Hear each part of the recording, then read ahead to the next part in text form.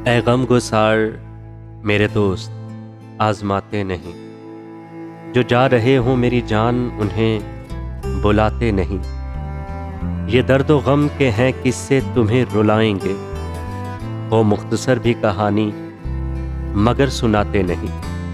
तुम्हें मिलेंगी दरीचे में मुंतज़िर शमें, कहीं भी जाएं हम आँखों को लेके जाते नहीं। सुने बहार ये दस्तक तेरी लहू होगी, न घर पे कोई अगर हो तो खटखटाते नहीं।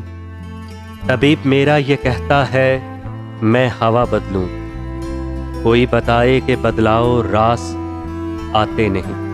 तुम अपने दिल का ये पिंजरा भी चाहे खोल रखो, हम ऐसे पंछी कभी पर को भी हिलाते नहीं। मैं जाग जाती हूँ पर आँख खुल नहीं पाती, मगर ये बात मेरे दोस्त क्यों बताते नहीं। अजब नहीं है ये दिलशाद गम ज़दा घर में, चराग जलते नहीं या उन्हें जलाते नहीं। जो जा रहे हो मेरी जान उन्हें बुलाते नहीं।